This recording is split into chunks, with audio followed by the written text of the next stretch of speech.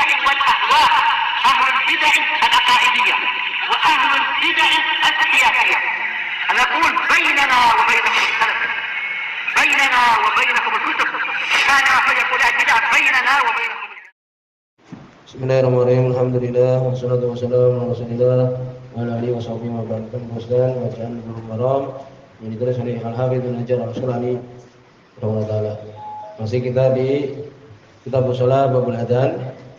Sebutkan pada pertemuan lewat ya keutamaan adzan, demikian juga ya hukum menjawab adzan dan sunnah muakkadah dianjurkan walaupun tidak wajib.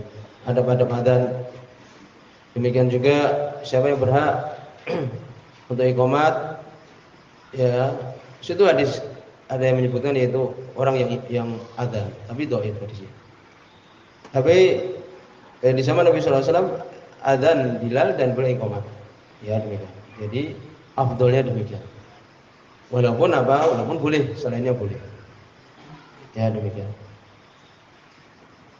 Demikian juga kemarin disebutkan bahwa orang yang adzan itu yang muadzin yang lebih pantas untuk adzan dan imam lebih pantas untuk iqamat.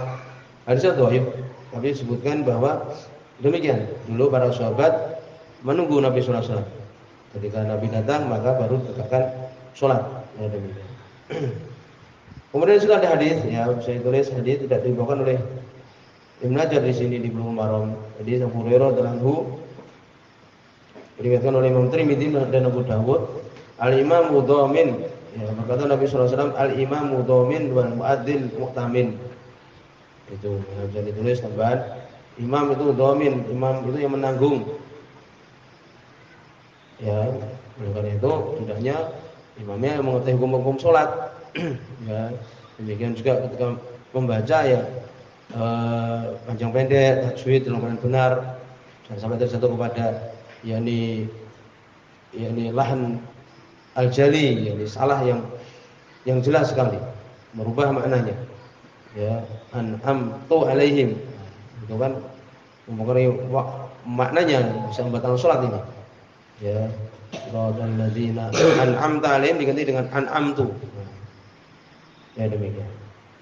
Jadi sini sahih imam adalah dhamin yang menanggung, wal muadzin dan orang yang adzan itu mu'tamin orang yang benar-benar terpercaya. Ya, jadi tunjuklah orang yang adzan benar-benar mengetahui waktunya, ya, dan telah lewat adab-adab. Jadi Abu Hurairah sebagai Imam Tirmidzi dan Abu Dawud. Berikutnya hadis nomor 26. Ya, ini akhir dari pembahasan kita ini. Dan itu hadis yang ke-190.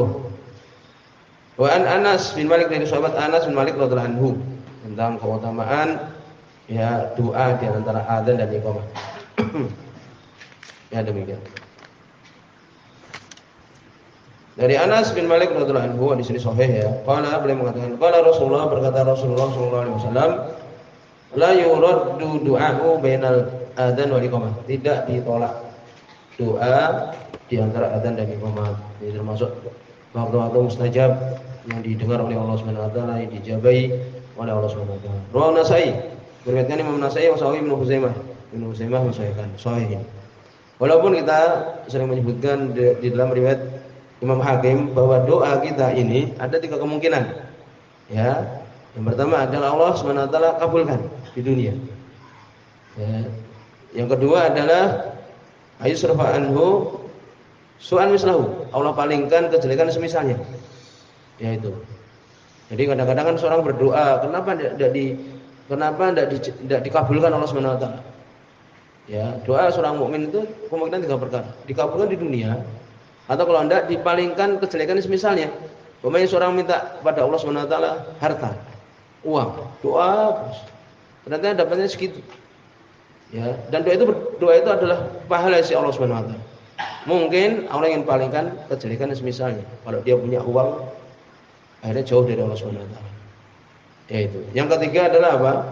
Ayudakhirahu fil akhirah. Allah Subhanahu wa taala simpan di akhirat. Doa sendiri itu pahala. Kalau kemudian tidak dikabulkan umpamanya, ya Allah simpan pahalanya di akhirat. Yang penting seorang berdoa pada Allah Subhanahu wa taala.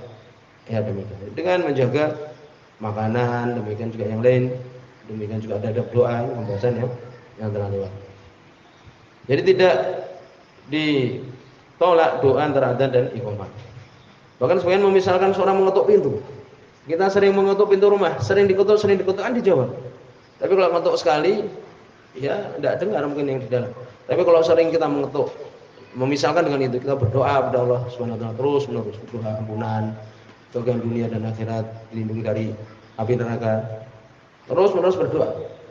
Maka jadirun, maka pantas untuk kemudian dijawab karena sering dia berdoa. Seperti seseorang sering mengetuk pintu, diketuk nanti akan dibukakan. Dan demikian. Ini di sini menunjukkan tentang keutamaan apa? Seorang berdoa antara adzan dan iqamah. Sebagian mengatakan yang pernah kita lewat seperti saya bebas berpendapat berarti ya bainal adzaini di antara dua adzan. Ya, boleh sholat di antara dua adzan. Iqamah dikatakan adzan. Dari sini saya bebas berpendapat berarti kalau mendengar iqamah dijawab juga sebagaimana adzan dijawab. Ya, Allahu Akbar, dijawab juga seperti adzan. Tapi tidak, iqamah itu bukan adzan.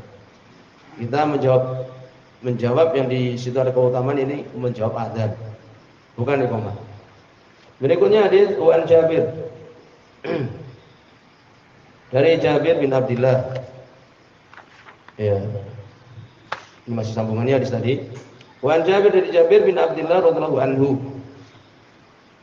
Di sini sebenarnya yang keempat bahkan ya disebut juga Imam Bukhari taala. Ya berarti Imam Bukhari, bahkan Imam Ahmad juga, Abu Dawud, Tirmidzi, ya disebutkan di sini demikian. Bukhari, Ahmad, Abu Dawud dan Tirmidzi. Arba'ah berarti Tirmidzi, Abu Dawud, Tirmidzi. Ini Abu Dawud, Tirmidzi, Munajjah dan Nasa'i. Imam Bukhari juga mengeluarkan. Demikian juga Imam Ahmad dan yang lainnya juga. Dari Jabir bin Abdullah radhiyallahu anhu, ini hadis yang masyhur, ketika mendengar adzan maka hendaknya membaca doa ini. Ana Rasulullah sallallahu alaihi wasallam beliau mengatakan, "Man qala hina yasma'u nida", barang siapa yang berkata ketika mendengar nida panggilan ini adzan. Ini doa setelah adzan. Juga nanti yang disebutkan disunahkan membaca shalawat juga, shalawat juga. Ya ini adabnya jangan membaca shalawat kemudian ini juga. Jangan dilupakan shalawat kepada Nabi. Allahumma rabb hadhihi da'wati tamah. Ya Allah, Rabb, ini pemilik hadhihi da'wah at-tamah. Panggilan yang sempurna ini, yakni panggilan adzan maksudnya. Ya Allah yang memiliki doa ini. Wa sholati qa'imah. Dan salat yang akan ditegakkan. Qa'imah ini tegak maksudnya yang akan ditegakkan.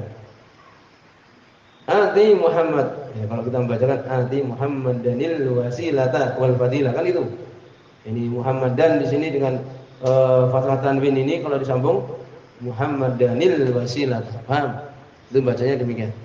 Ati Muhammad danil wasilata wal fadilah. Berikanlah kepada Muhammad, ini Nabi Muhammad sallallahu alaihi wasallam, al-wasilah perantara wal fadilah dan keutamaan. Wasilah Nabi akan mendapatkan wasilah nanti pada hari kiamat, ya. Sebagaimana dalam surat Al-Kahfi disebutkan. Wab'atsu, dan bangkitkanlah beliau, yakni Nabi Muhammad, maqaman mahmudah. Ya, berikan kepada Muhammad itu wasilah. Ya, perantara. Kemudian dan keutamaan. Dan bangkitkan dia maqaman mahmudah, kedudukan yang terpuji. Alladzi wa'atahu, yang engkau telah janjikan ya Allah kepada dia. Barang saya mengucapkan doa ini, halat lahu syafaati, halal berhak untuk dia ini syafaatku yaumul qiyamah, pada hari kiamat. Ya rajul arba'ah, maknanya yang keempat. Ini keutamaan doa ya setelah adzan.